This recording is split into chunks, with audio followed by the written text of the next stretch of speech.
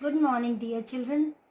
I hope you all have started your studies again. Last class, we started with Geography, chapter Agriculture. And in that chapter, in the beginning, we discussed the different economic activities like primary sector, secondary sector, and tertiary sector. Then we also discussed the different types of farming, subsistence farming, intensive farming, then rearing of different things, what are their names, and such things related with agriculture we discussed. I hope you all have read the chapter and have tried to understand those things. Today, again, we will be continuing with the same chapter, part 2, and we will be studying about shifting agriculture, commercial farming, plantation, nomadic herding, and such terms related with all these things and agriculture. So let's start with the explanation and hope that you all will read the chapter from the book. So children, I concluded my last class by explaining that primitive subsistence agriculture includes shifting cultivation and nomadic herding. So today we'll start with shifting cultivation. So what is shifting cultivation?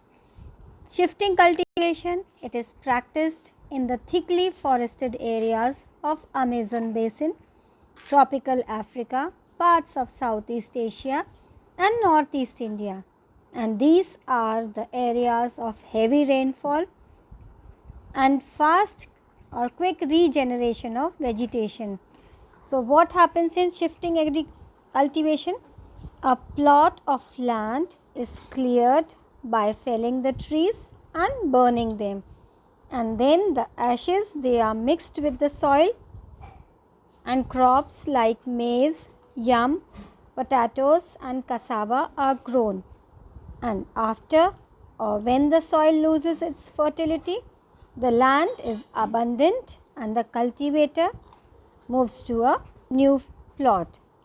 And children, this cultivation, it is also known as slash and burn agriculture. Now, do you know children? Shifting cultivation is known by different names in different parts of the world. Like in Northeast India, it is known as Juming. In Mexico, Milpa. Brazil, Roca, and in Malaysia, it is known by the name Ladang. Now coming on to the next is nomadic herding. Now children, what is nomadic herding? This is practiced in the semi-arid and arid regions of Sahara, Central Asia and some parts of India like Rajasthan and Jammu and Kashmir. In this type of farming, herdsmen, they move from place to place with their animals for fodder and water along defined route, and this type of movement arises in response to climatic constraints and terrain. Sheep, camel, yak and goats are the animals which are most commonly reared, as they provide with milk, meat, wool, hides and other products to the herders and their families.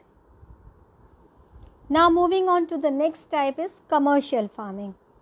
In commercial farming children, crops are grown and animals are reared for selling in market, and the area cultivated and the amount of capital used is large, and most of the work is done by machines. Commercial farming includes commercial grain farming, mixed farming and plantation agriculture. Children, here it means that commercial farming is basically done to sell the products in the market for earning money and increasing the GDP of the country. And this farming includes grain farming, mixed farming and plantation agriculture. So first, let's understand what is commercial grain farming. In commercial grain farming, children, crops are grown for commercial purpose. Wheat and maize are common commercial grown grains. And major areas where commercial grain farming is practiced are temperate grasslands of North America, Europe and Asia. These areas are sparsely populated with large farms spreading over thousands of hectares. And severe winters, they restrict the growing season and only a single crop can be grown, and that too in a very large quantity for selling in the market and for earning the greater profits. So, this is commercial grain farming. Next is mixed farming. In mixed farming, the land is used for growing food and fodder crops and rearing the animals, and the waste of animals is used as manure for plants, and then in return the fodder from plants is used to feed the animals. Mixed farming is the combination of two independent agricultural enterprises on the same farm. A typical case of mixed farming is the combination of crop enterprise with dairy farming, or in more general terms, crop cultivation with livestock farming. Children, mixed farming can be treated as a special case of diversified farming. This particular combination of enterprises support each other and adds to the farmer's profitability. It is practiced in Europe, Eastern USA, Argentina, Southeast Australia, New Zealand and South Africa. So children, as you can see in India, this type of farming is not practiced. Mostly it is practiced in the outside countries. So in general term, mixed farming means cultivating many crops together. Now its third is plantations. Plantations, children, what are plantations? Plantations, they are a type of commercial farming where single crop of tea, coffee, sugarcane, cashew, rubber, banana or cotton are grown, and large amount of labor and capital are required. The produce may be processed on the farm itself or in nearby factories, and the development of a transport network is essential for such farming. Major plantations are found in the tropical regions of the world. Rubber in Malaysia, coffee in Brazil, tea in India and Sri Lanka are some examples. So children, have you understood what is plantation? Plantations, they are a type of commercial farming where single crop like these crops, it is grown in large amount and lot of capital, that is lot of money and labor, it is required for its production.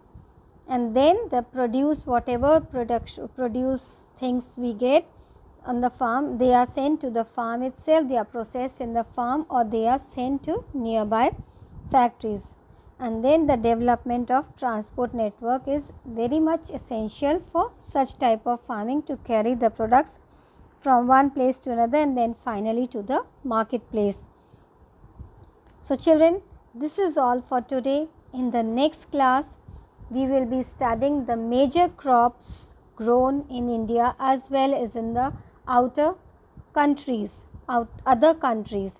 and then we will see the development of agriculture and the importance of agricultural farming and various other things related with the agriculture, and also we will be studying the different climatic conditions required for the production and for the cultivation of different crops. I hope children you have understood today's lessons, today's topics. Go through the chapter, mark the important points, try to understand it and read it. That's all for today. Thank you. Have a good day.